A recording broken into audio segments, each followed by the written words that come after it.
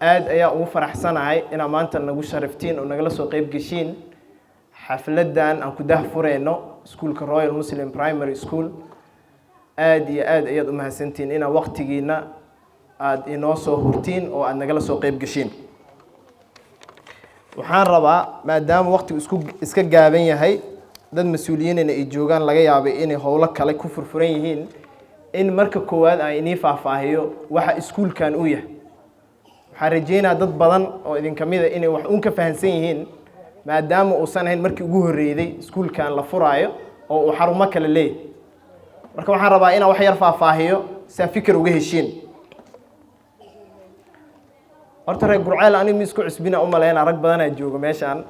2013 hadaan sheegan waxaan u maleynayaa rag badan oo isdhaay ninka waa yariya inay dhahaan war waa maxay ninka wax ka sheekeenay. marka hal igu qaato maanta 2013 meeshaan nimid oo iskuul ka furnay. alxamdulillah maantana waa ku faraxsanahay inaan mar kale soo noqono annagu iskuul kala wadno. taariikh yar haddaan insiino iskuulkan Royal Muslim Primary School oo xaruntiisii ugu dambeeyay laga furay Muqdisho 2018 maantana aan u joogno inaan halkan ka daahfurno wuxuu soo bilowday 2011 bishii July ayaa waxa laga furay magaalada Nairobi asagoo college yar ah oo luqadaha iyo computerka lagu baro. waa uu soo socday 2012 bishii November ayaa waxaa go'aansanay in aan Gurceel ka furno annagu Nairobi joogno. magaalada Gurceel waa magaalo iska jecelnahay marka waan nimaana 2012 bishii November halkaana ka furnay computerka ayaana xoog saarnay. waxaana jira dad badan oo computerkaas ka qalin jabiyay oo aan rajeynayna inay ku nacfiyeen meeshana maanta inay nala fadhiyaan aan rajeynayo. kadib waxaa dhacday in fikir yimaada ah in iskuulkii la ballaariyo. Nairobi ayaa waxaan sameynay 2016 ayaa waxaan ka shaqo bilawnay in iskuulkii laga qaado heerkii oo ahaa college luqada iyo computer bisbara loona wareejiyo inuu noqdo school primary iyo high school iskugu jiro. 2017 ayaan ku guuleysanay maadaama shuruucda loo baahnaa ay aad u adkeed. alxamdulillah 2017 ayaan ka guurnay college-kii oo luqadaha iyo computerka kadib waxaan u guurnay qayb primary ayaan furnay. qaybtii primary-ga ahaa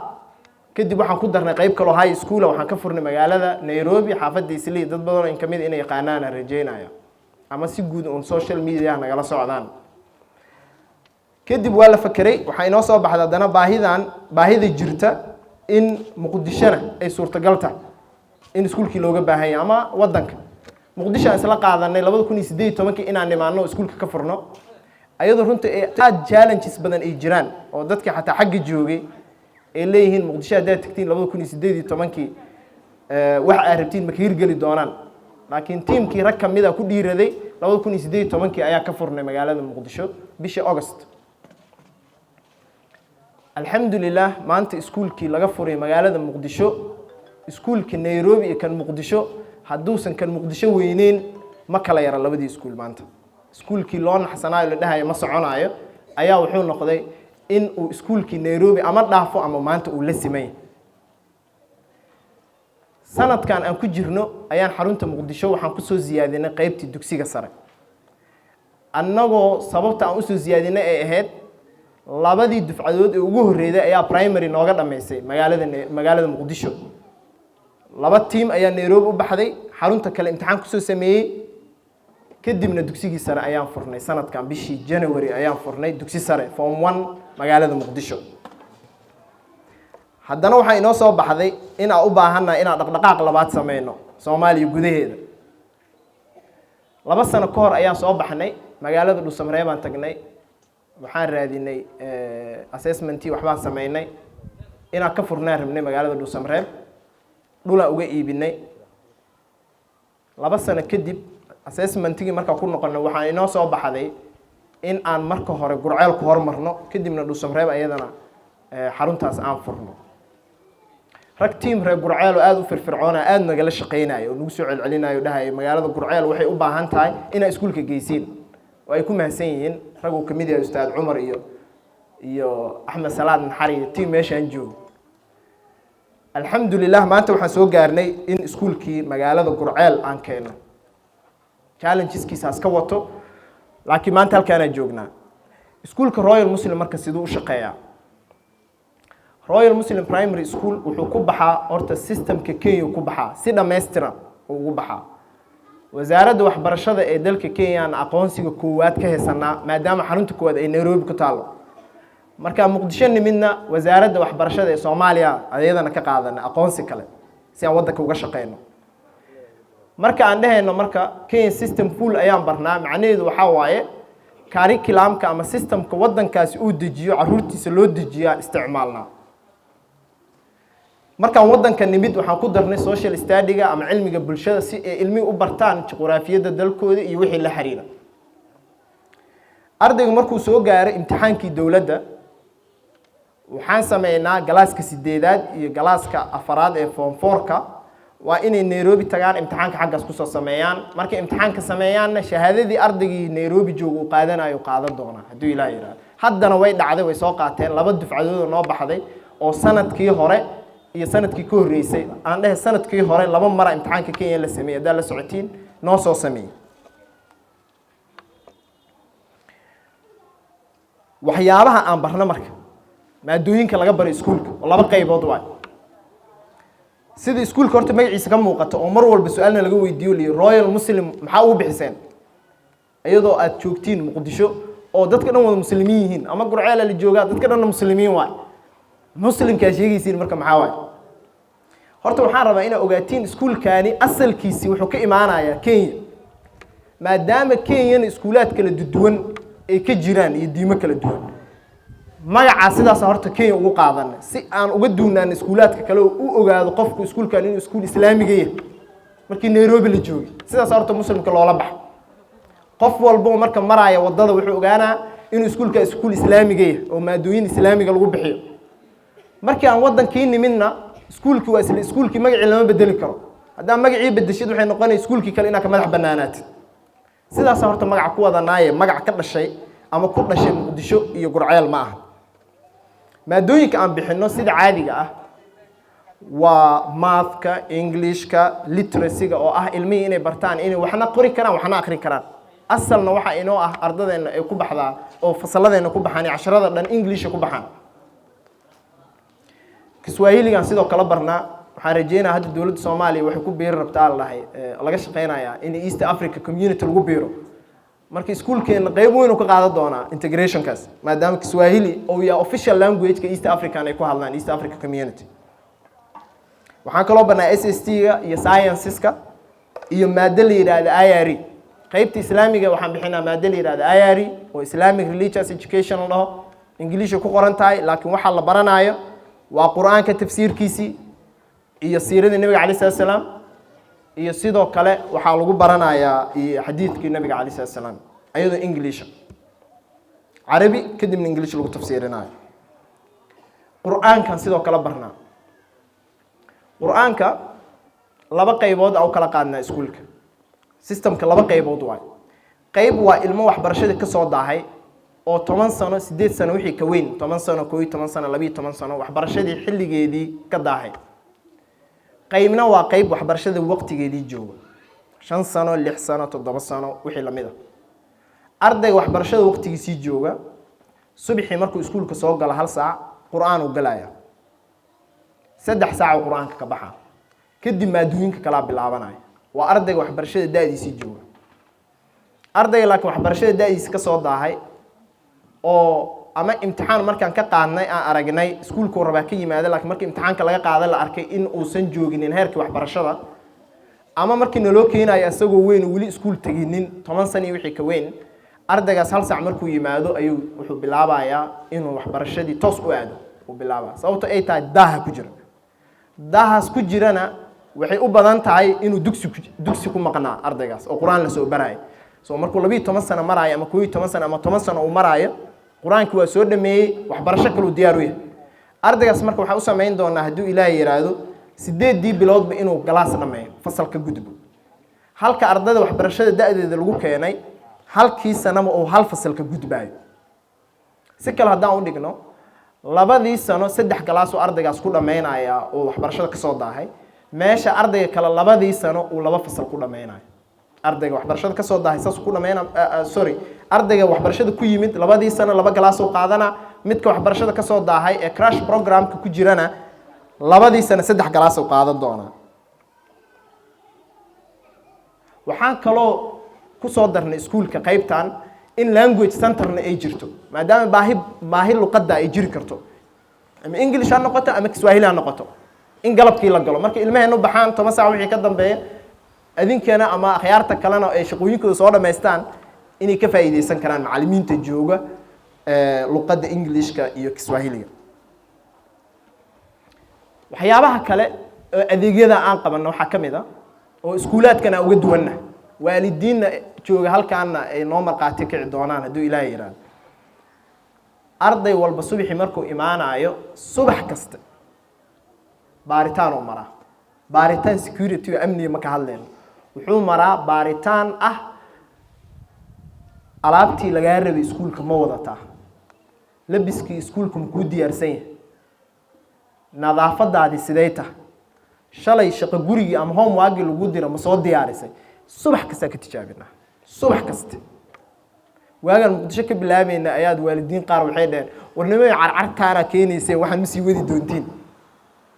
laakiin 2018 ilaa hadda wax iska bedel ma jiraan sababta ay tahay calendarka lagu daraa sanadka markii aan qorsheynayno calendarka lagu daraaba jadwalku kamid yahay waxaan leenahay marka waalidiinteena maadaama ay rabaan inay la socdaan dhaqdhaqaaqa ilmahooda waxaan sameynay app aan sameynay mobile app aan sameynay iyo web page waalid walba wuxuu leeyahay username iyo password dhammaan xogta ardaygaasi halkaas uu ka helaya uma baahna xataa inaad iskuulka timaadid is good inaad iskuulka imaatid oo aad dadka warwareysatid oo ilmahaagii aragtid meesha wax lagu baraayo aragtid laakiin haddii xataa aad safar jirtid waxa awood u leedahay xogta ilmahaaga si maalinle ah inaad u aragtid waalidiinta Royal Muqdisho ana taas inoo qiri doono haduu Ilaahay yiraahdo tusaale yar ardaygan subaxii aad soo dirtay waxa lagu qabsaday inuu san wadan uniform ama wixii waxa lagu baranayay inuu san wadan isla markaas macallina jooga systemka la gelina adigana fariina ku soo dhacaysa fariintaas oo dhahaysa wiilkaagi ama gabadhaadi dacwo ka taala in wixii laga rabay ay maqan yihiin ama akhlaaq xumo lagu haystaa systemka kaydi u galaysa haddii 2 sano kadib aad timaadid oo lagu daabac statementigaas canugaaga maalinta iskuulka yimid ilaa ay maalintaas la joogo xogtiisa waa la helaa haddii xataa wax isbedel dhacay iyo haddii uu sidii wali xaalkiisu yahay waxyaabaha kale oo leenahay oo aad ka uga duwan iskuulaadka waxa kamid ah ina ilmaha barno inay doodo gali karaan inay stage imaan karaan inay dadka la hadli karaan inaysan noqonin cilmigii ay barteen aysan la cabsanaynin ay interaction sameyn karaan dadkii u qudbeyn karaan ama ayagii ay doodo sameyn karaan ayagoo yar yar isniin kasta iyo arbaca kasta debate aan leenahay hadaa page-keena Royal Muslim aa gashin isniin kasta iyo talaada iyo arbaca kasta debate aan leenahay koobaana la dhigaa waana dood furan oo maalinba topic la soo qaadanayo oo laga hadlayo kooxna way taageere kooxna way ka soo horjeesanaysaa soo maalinta ugu dambeeyda waxa la gaarayaa canug confidence-giisa iyo kalsoonidiisu ay dhameystiran tahay markuu weynaado doodo gali kara point difaacan kara ogolaan kara in laga raayo xataa mararka qaar ila maalin waa laga raayna maalin waa raynaysaa soo waxyaabahaasna waxyaabaha iskuulaadku uga duwanay ee kamid ah oo joogtana noo ah inta bilaawna waxaan joojinay maana waa joogto waxaan kaloo leenahay